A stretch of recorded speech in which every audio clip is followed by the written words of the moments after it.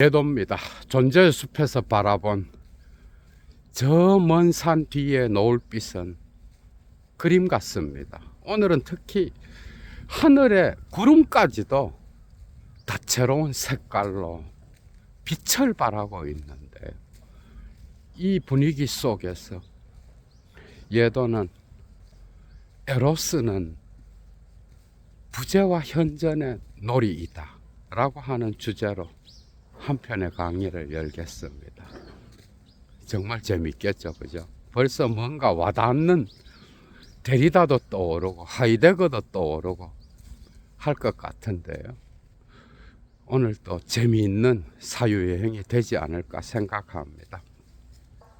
강의의 가치를 아시는 분은 사막의 철학을 위해 작게라도 예도TV 후원에 참여해 주시면 감사하겠습니다. 정말 오늘은 또 어떤 내용이 기다리고 있을까? 프레정스의 압성스, 이 현존과 부재라고 하는 이 용어는 사실 데리다가 하이데거의 존재 개념으로부터 끌어내는 거죠, 그죠? 그것은 사실 하이데거가 오랫동안 철학을 하면서 특히 고대 그리스 철학을 그리스어로 파면서 발견한 그리스인들의 세계, 거기에서 존재자들의 존재를 이야기하고 다양한 존재자들이 자기 자신을 보여주면서 감춘다라고 하는 이 그리스인들의 사유, 거기에서 예도는 에로스, 사랑의 개념을 발견합니다, 여러분. 왜 사랑은 현존이 아니고 부재가 반드시 들어가야 될까? 그리고 이 부재는 어떤 역할을 할까? 그런 것들이 여러분들에게 좀 궁금하죠, 그죠? 이것은 긴 사유를 돌아서 니체, 하이데거, 락칸까지 도달하겠는데요. 프로이트를 거쳐서 정말 긴 여행이 되지 않을까 생각합니다. 사랑에도 본다는 것은 정말 중요하죠, 그죠? 본다는 것, 이 시선이라고 하는 것, 이 시선은 매력을 만들어내는 장소이기도 하고, 또한 이 시선을 통하여 사랑의 관계로 들어가는 사람들이 많습니다. 시선, 그리고 목소리도 중요하죠, 그죠? 사랑하는 자의 목소리. 그래서 이 본다는 것, 시선에서 나타나는 어떤 충격과 목소리에서 들려지는 충격은 이중적으로 사랑의 관계에 결정적인 역할을 하는 거예요, 여러분. 사실 우정의 관계에서도 다양한 역할을 하죠, 그죠? 그래서 목소리와 이 시선은 정말 중요한 거예요, 에로스의 관계에서. 그래서 락강은 에클이 뒤쪽 부분에 수록된 무의식에서 주체의 전복과 욕망의 변증법에서 이 정신분석에서 나타나는 부분 대상들, 오브제, 박시엘, 이 부분 대상에서 목소리와 시선을, 응시를 추가하죠, 그죠? 입술, 젖꼭지, 남근, 오줌, 똥, 배설물과 같은 이런 것들 이외에 락강은 이 시선에서 나오는 응시, 르갸흐, 그리고 부하, 목소리, 송, 이런 개념들을 추가하게 되는데, 이건 독특한 사고라고 할 수가 있어. 그러니까 시선은 동일하게 여러분들이 한 사물을 바라볼 때 각 사람이 동일하게 본다고 생각하잖아. 응?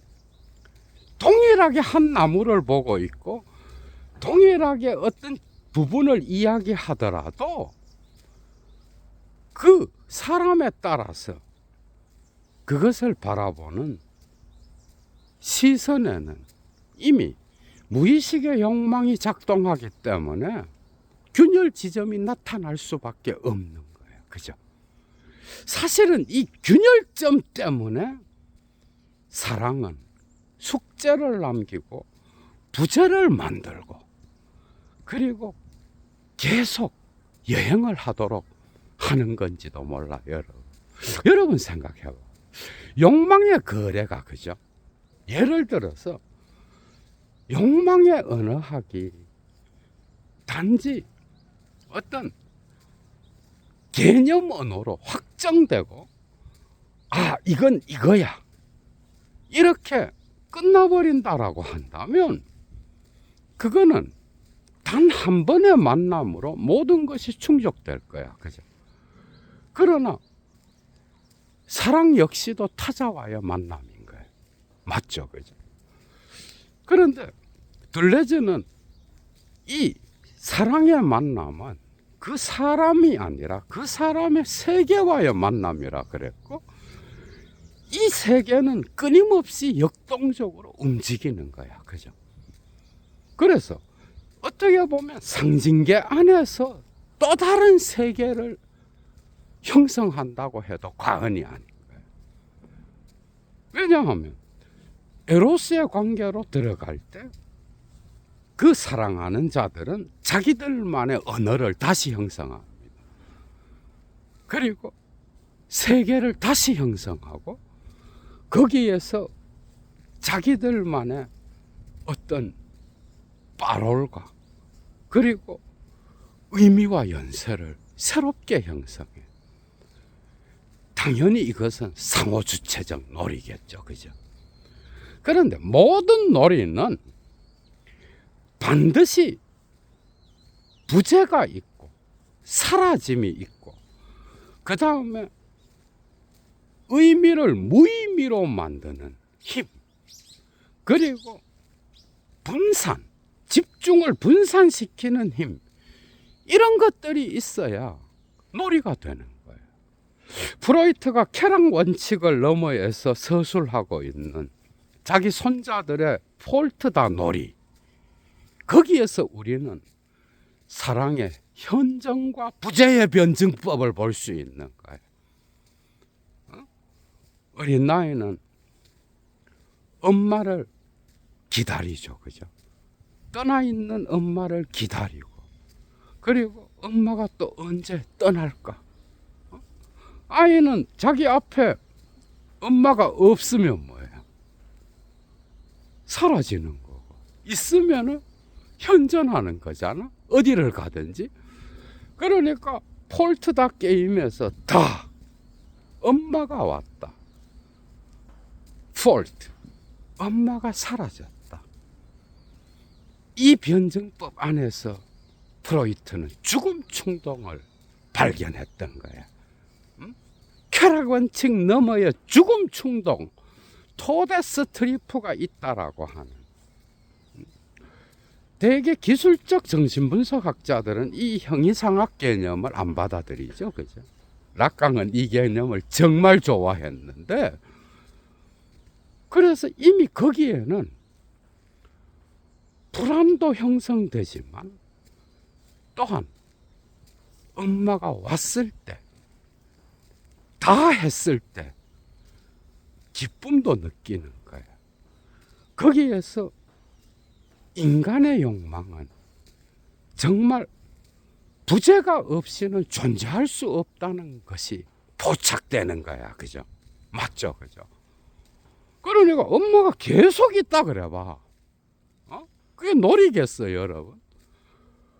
사랑하는 자들이 자웅동체와 같이 한 몸으로 붙어 있고 하나의 목표를 본다고 생각해봐. 어떤 사람은 사랑을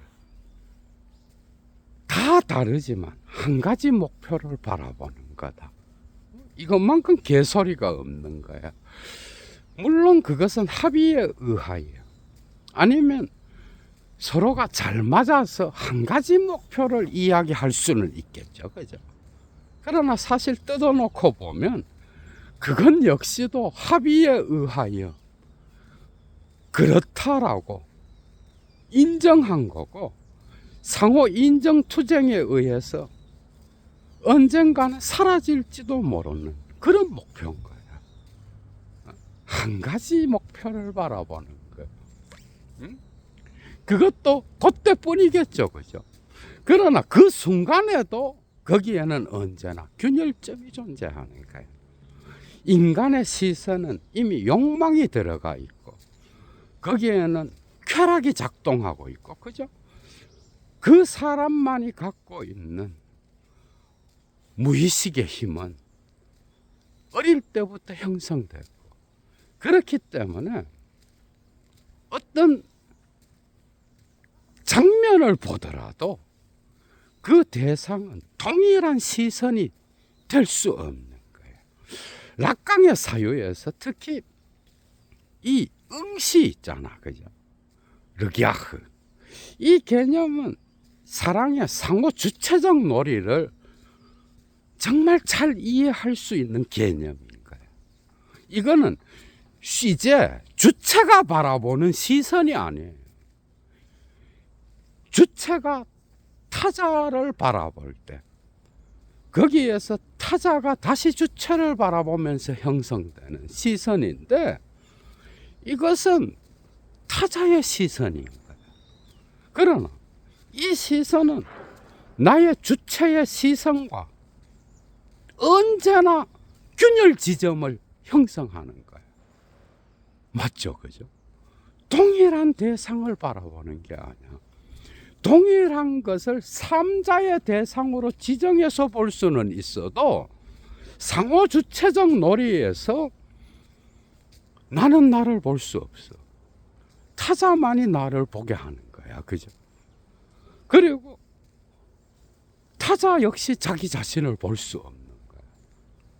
내가 주체로서 타자를 바라봐야 되는 거야.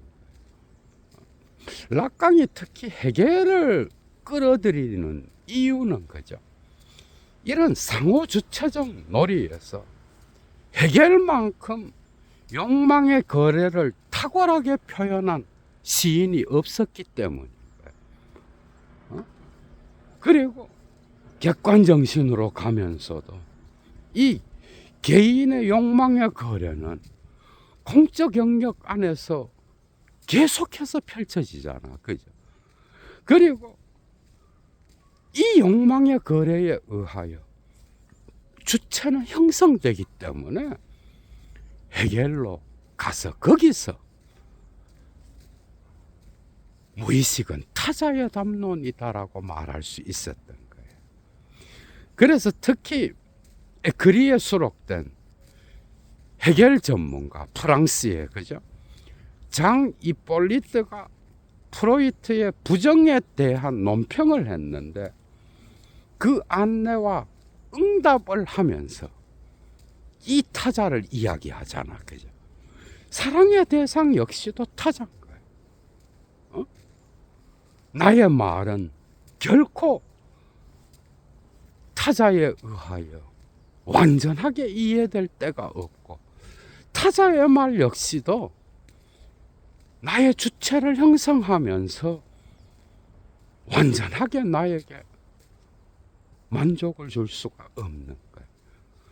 이 말은 상호주체적 놀이에서 언제나 미끄러지고 도망가고 균열점을 만들고 일치할 수 없는 거예요. 타자의 목소리 역시도 끊임없이 나의 귓전에서 불일치를 형성하는 거예요.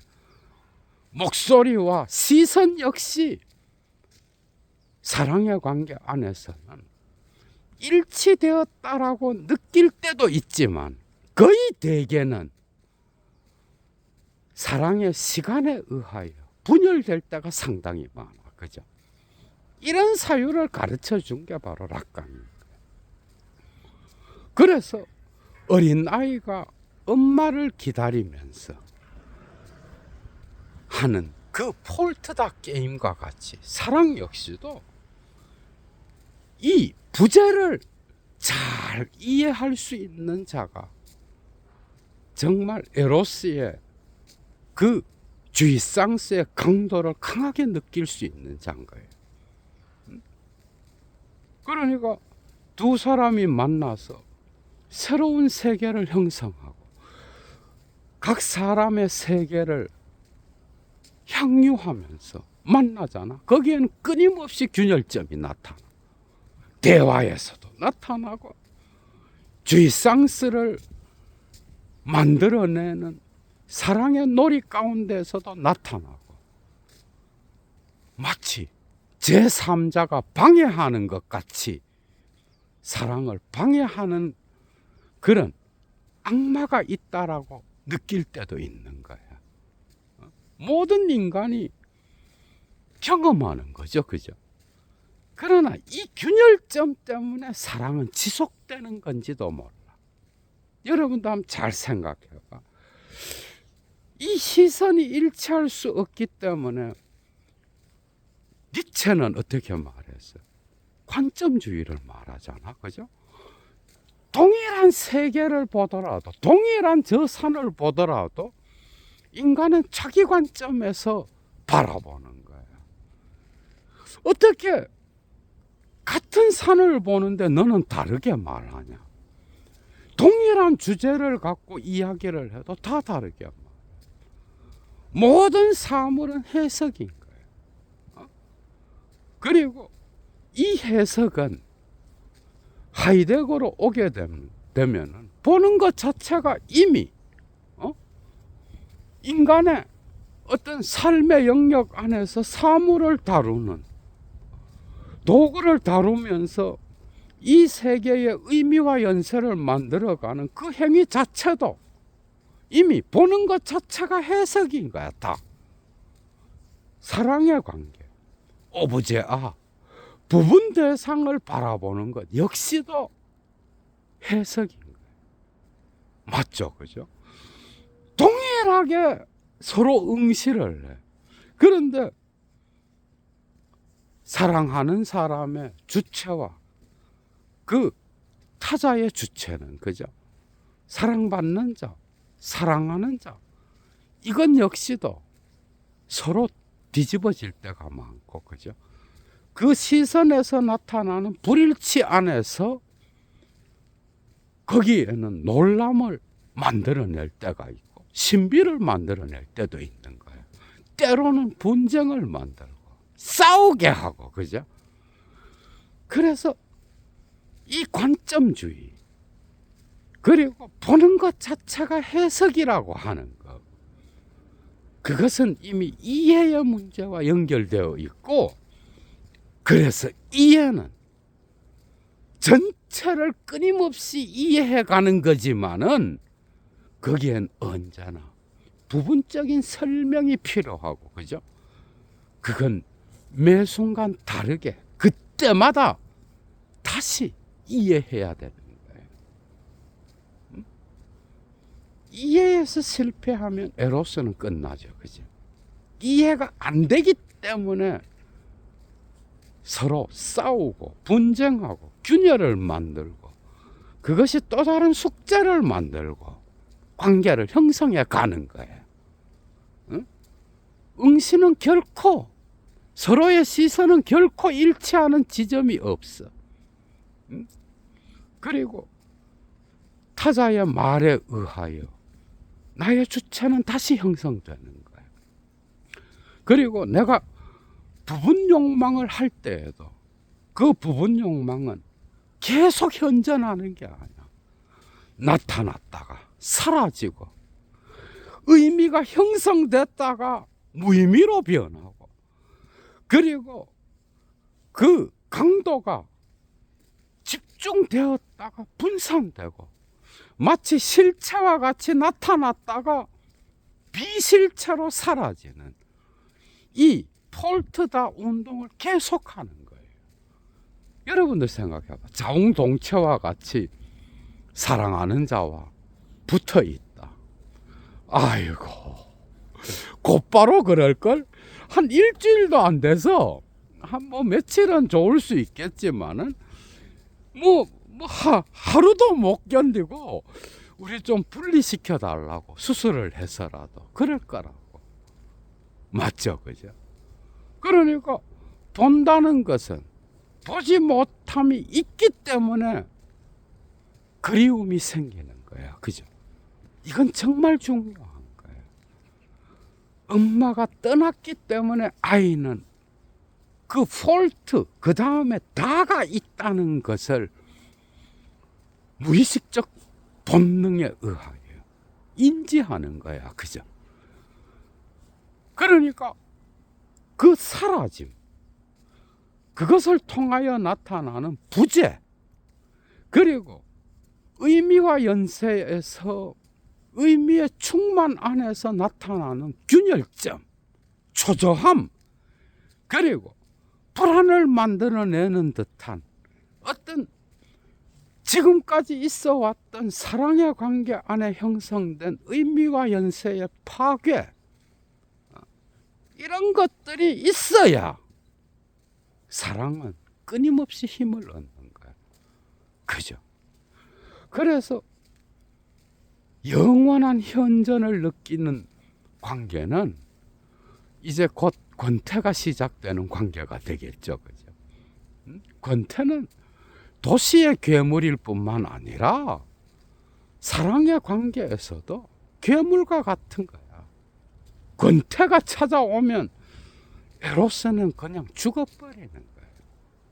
그래서 사라지는 거, 꺼지는 걸 잘해야 되는 거야. 다도 중요하지만 폴트도 중요하다는 거. 현존도 중요하지만 부재가 정말 중요하다는 거. 의미의 충만을 만드는 것도 중요하지만 그 충만이 파괴로 돌아가서 무의미를 만드는 것도 중요하다는 거예요.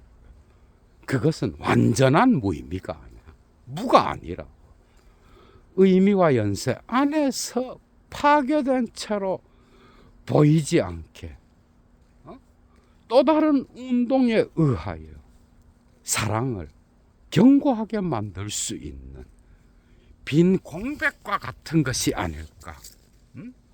아간벤의 행간과 같은 것이 아닐까.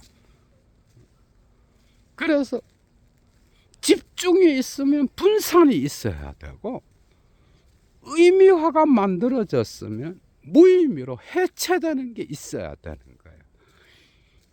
현존했으면 부재해야 되는 거예요. 그래야 그리움이 생기는 거예요. Missing you라고 하는 영어도 있잖아, 그죠? 나는 당신이 없어서 섭섭합니다. 이 부재가 정말 사랑의 힘인 거야, 여러분. 우정도 에로스와는 다르지만 또 다른 강도가 있는 거예요. 사실 정신분석학에서는 깊이 있게 이 부분을 아주 또 다른 방식으로 그대로 이야기하진 않지만 사실 주의상수도 그죠. 그러니까 에로스의 절정에서 느끼는 디오니소스의 축제도 동일하게 남근에 의하여 어떤 발산이 일어났다 하더라도 그 강도와 느낌과 분위기는 다른 거예요. 매번 다른 거예요. 그 다름은 언제나 부재를 만들어. 이 부재가 권태를 이기게 만든다는 거예요. 맞죠, 그죠? 이 부재. 그래서 사랑은 꺼지는 걸 잘해야 되는 거예요. 사실 인간은 삶을 살아가면서 정말 이 살아가는, 가치 있게 살아가는 이 시간에 자기의 존재 의미를 각인하는 것도 중요하지만 잘 꺼지는 것도 중요한 거예요. 이 죽음을 잘 맞이하고, 그죠? 죽음을 준비하고, 그리고 뭐 그냥 하다가 준비한다고 뭐 준비한 대로 죽진 않지만 잘 죽는 것도 중요한 거. 맞죠, 그죠? 사랑의 관계 역시 동일해. 그러니까 현존이 있으면 부재가 있어야 기다림이 있고, 그죠? 부재가 있어야 생각을 만드는 거야. 락강이 특히 이 해겔을 언급할 때 아주 거의 뭐 대부분의 에크리 논문들에서 나타나는데, 정신분석에서 말과 언어의 기능과 장이라고 하는 논문, 그리고 무의식에서 문자의 신급 또는 프로이트 이후의 이성이라고 하는 이런 논문, 프로이트의 사물, 그리고 곳곳에서 나타나. 말로 다 표현할 수 없을 정도인 거예요.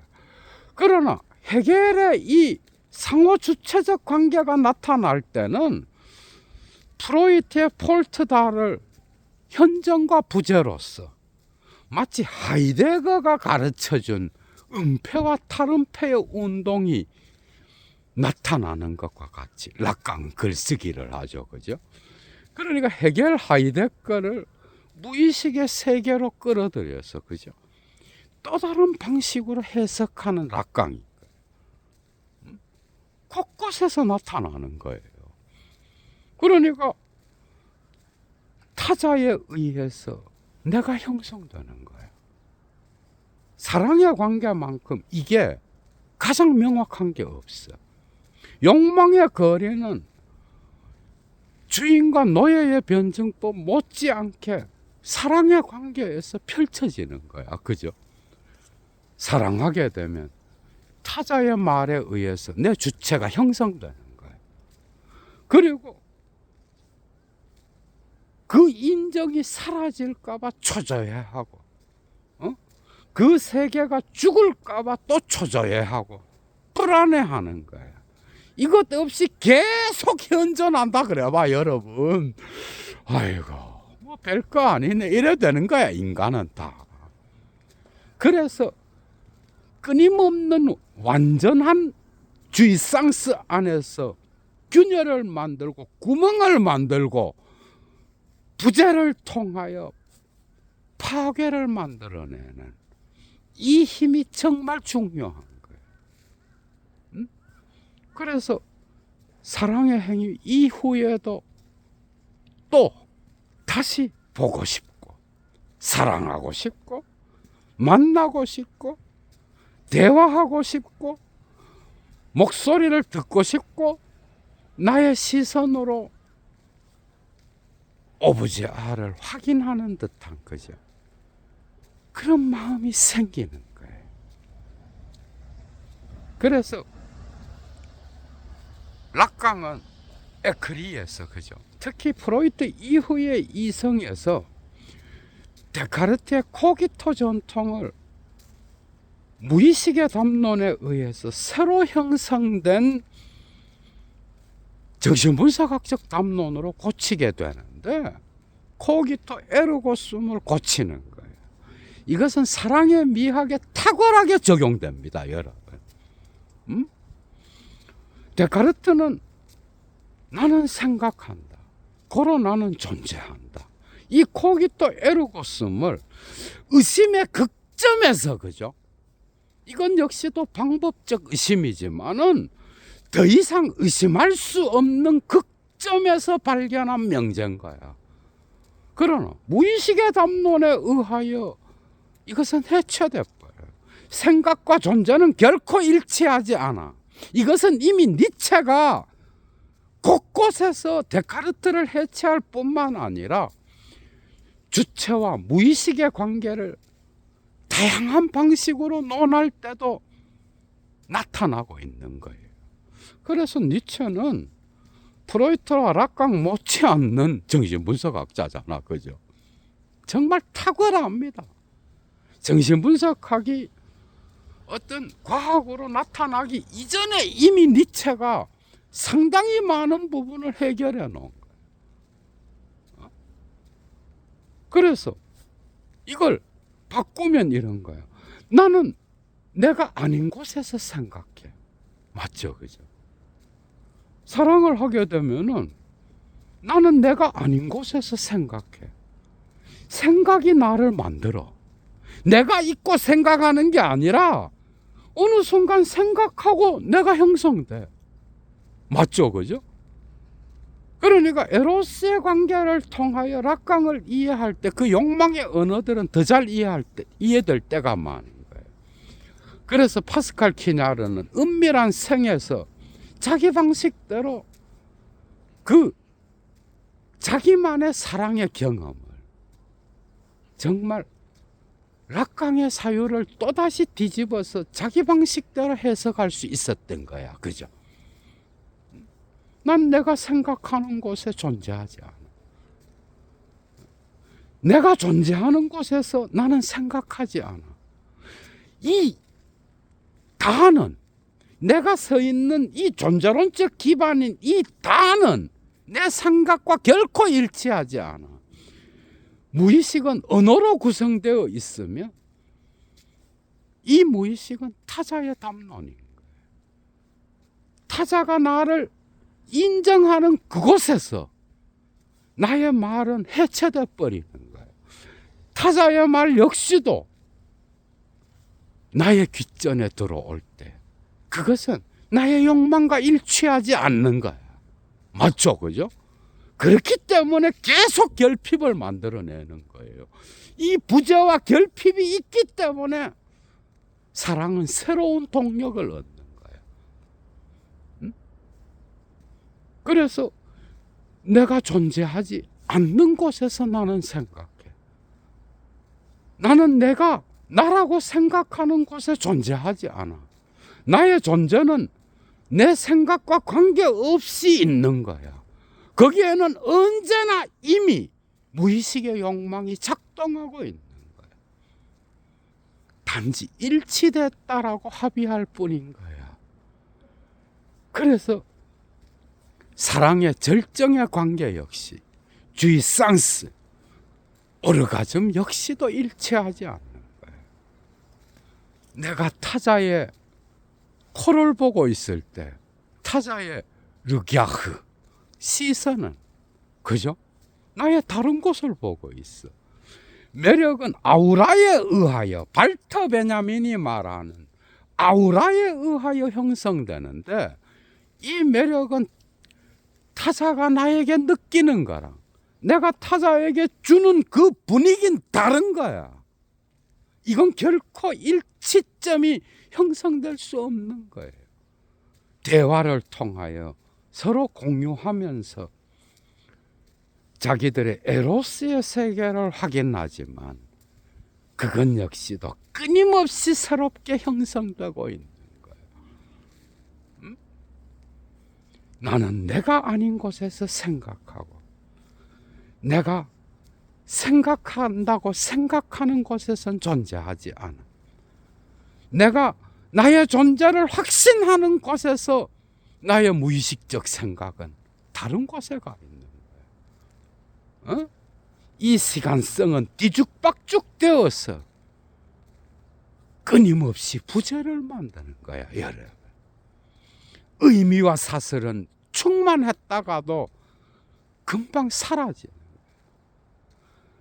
집중된 주이상스의 강도는 곧바로 해체돼 버리는 거예요. 그리고 또다시 거기에서 공허를 만들어내는 거예요. 그래서 락강은 이 공허 역시도 정신 분석에서 부분 대상에 들어간다라고 말하는 거예요. 이 공허가 있기 때문에 인간은 새로운 죽음 충동에 의하여 새로운 사랑의 동력을 얻는 것 아니겠는가. 그러나 사실 이것은 뒤집어 말하면 절망을 만들고 때로는 헤어짐을 만들고 이별을 만들고 때로는 내 존재의 부재를 만들어서 나를 죽음에 이르는 병에 빠뜨리는 경우도 많다라고 하는 거예요.